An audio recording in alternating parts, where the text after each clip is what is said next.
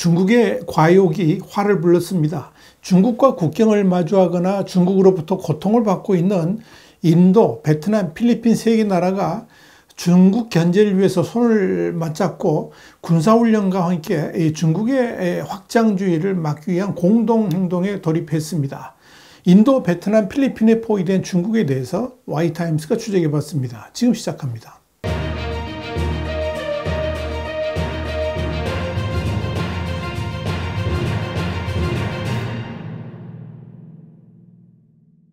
AP통신은 2일 나렌드라 모디 인도 총리가 전날 뉴델리에서 판민진 베트남 총리와 회담한 뒤에 공동성명을 발표했다 그러면서 인도가 남중국해에서 중국과 영유권 분쟁 중인 베트남에 4천억 원 규모의 차관을 제공, 해상전력 증강을 지원하기로 했다. 이렇게 보도했습니다.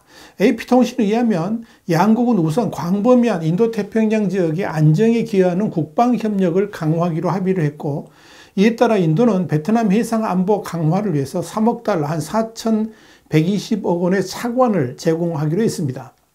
인도는 또 베트남 군인들에게 디지털 기술을 교육하는 시설인 군 소프트웨어 파크를 베트남 나짱에 개설했습니다. 양국의 공동성명에서 눈여겨볼 점은 이 남중국해 항행과 비행 자유의 중요성을 재확인하면서 국제법, 특히 1982년 유엔 해양법 협약에 따라서 위협이나 무력 사용에 의존하지 않는 평화적인 남중국해 영유권 분쟁 해결을 추진하기로 했다 하는 점입니다. 인도의 모디 총리는 우리는 인도태평양 지역에 대해서 일치하는 관점을 공유하고 있다 그러면서 자유롭고 개방적이며 규범 기반으로 번영하는 인도태평양을 위해 계속 협력할 것이다 이렇게 밝혔습니다. 모디 총리는 특히 중국을 겨냥해서 인도는 확장주의가 아니라 발전을 옹호한다 이렇게 강조했습니다.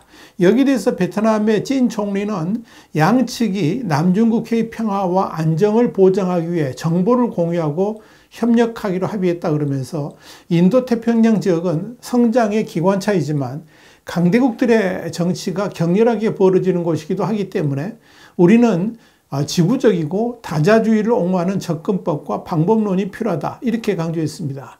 양국은 특히 중국이 반대하는 베트남의 남중국해 대륙봉 원유와 가스 탐사도 공동으로 추진할 의향을 밝히면서 석유와 가스 분야의 양국 협력이 서로에게 혜택이 된다라고 밝혔습니다.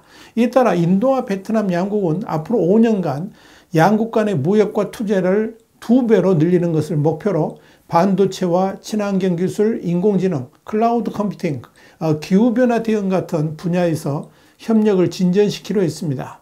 한편 이 옵서버 리서치 재단 띵크탱크의 연구 및 외교 정책 담당 부사장이자 킹스 칼리지 런던의 국제관계학 교수인 하시보이 펜트는 니케이 아시아의 두 나라가 대외 관계를 바라보는 방식에는 놀라운 유사성이 있다 그러면서 두 나라는 모두 전략적 자율성을 유지하고 주요 강대국들과 다자 관계를 구축한다라고 밝혔습니다.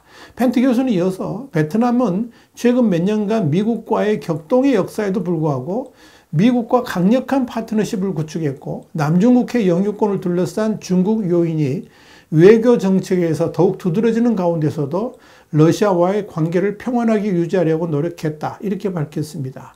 니케이에 따르면 인도에게 있어서 중국은 외교 정책의 관심사입니다. 양국은 2020년부터 동부 라다크에서 국경 대치를 이어가고 있죠. 또 인도는 중국의 군사적 경제적 영향력을 견제하기 위한 완곡한 표현인 자유롭고 개방적인 인도태평양을 보장하는 데 있어서 아세안의 중심 역할을 강조해온 사자안보대화 그러니까 쿼드의 핵심 회원국으로서 미국과의 관계를 강화하고 있습니다. 요코스카 아시아 태평양 연구회의 항응우엔 연구원은 인도 베트남 관계에 대해서 펜트의 말에 어느 정도 동조한다 그러면서 찐 총리의 인도 방문을 통해서 베트남은 해칭 전략을 추구하고 있다는 사실을 보여줬는데 이는 중국 같은 강대국의 일방적 대접을 받지 않겠다는 의지를 보여준 것이다 이렇게 평가를 했습니다. AP통신에 따르면 2022년 양국 간의 양자 무역은 27% 성장해서 141억 4천만 달러에 달했습니다. 인도 외무부는 같은 기간 동안에 인도의 베트남 수출은 67억 달러에 달했고 인도의 베트남 수입은 74억 4천만 달러에 달했습니다. 베트남 외무부에 따르면 인도의 베트남에 대한 투자는 에너지, 광물 탐사, 농업, 정보기술 및 기타 분야에 약 19억 달러로 추산됩니다. 베트남은 주로 제약과 정보기술, 화학, 건축자재 분야에 2,855만 달러 이상을 인도에 투자했습니다. 베트남 총리가 인도를 방문한 것은 10년 만에 처음입니다. 또한 베트남은 남중국해 영유권을 놓고 중국과 갈등을 빚고 있는 필리핀과 손을 잡고 첫 합동 해상 훈련에 나섰습니다. 관영 베트남 뉴스통신인 VNA는 2일 베트남 해경의 2,400톤급 CSB-8002함이 베트남 정부 꽝낭성 키아항에서 합동훈련 참가를 위해서 지난 7월 31일 필리핀으로 출발했다 그러면서 CSB-8002함은 필리핀 해경 선박과 함께 수색, 구조훈련, 화재 예방훈련 등 다양한 시나리오에 대응하는 해상 안전 중심의 훈련을 실시할 예정이다. 이렇게 보도를 했습니다. 이 VNA에 따르면 베트남 해경들은 필리핀 수도 마닐라에서 스포츠 교류, 문화재 방문 등의 행사도 가지면서 친목도 도모할 예정입니다. 이번 훈련은 베트남과 필리핀 간에 최초로 진행되는 것입니다. 이와 관련해서 베트남 국방부는 성명을 통해서 이번 합동훈련이 포괄적 협력을 증진하고 해상에서 법 집행 능력을 개선하며 관련 해역과 이 지역에서 평화, 안정, 안보, 안전 유지에 기여하는 기회가 될 것이다. 이렇게 설명을 했습니다. 앞서 지난 1월 페르난드 마르코스 필리핀 대통령은 베트남을 방문한 자리에서 이 남중국해 사고 예방과 해양경비대 협력에 관한 2개의 업무협약 MOU를 맺은 바 있습니다. 이렇게 베트남과 필리핀이 손을 맞잡은 것은 중국과 영유권 문제로 대립하는 동병상련의 입장에 놓여 있기 때문입니다. 이에 따라 필리핀과 베트남 양국은 남중국해 영유권 분쟁에 대해서 공동 대응을 통해서 강압적 태도를 보이는 중국에 대항하기로 했으며 남중국해 문제의 평화적 해결을 위해서 협력하기로 했습니다. 이 훈련과 관련해서 베트남 해양 전문가인 빛 황은 자유아시아 방송 RFA에 베트남과 필리핀의 협력을 바라보는 중국은 매우 불쾌할 것이라 그러면서 베이징은 하노이가 다른 지역 국가들, 특히 베트남과 중국이 분쟁을 겪고 있는 남중국해와 관련해서 관계를 확대하는 것에 대해서 항상 우려스러운 태도를 보이고 있다고 말했습니다. 빛 황은 이어서 중국은 베트남의 이런 외교 정책에 대해서 대외적으로는 항의하지는 않을 것이라고 말하면서 다만 비공식 채널을 통해 메시지를 전달할 수도 있을 것이다. 이렇게 내다봤습니다.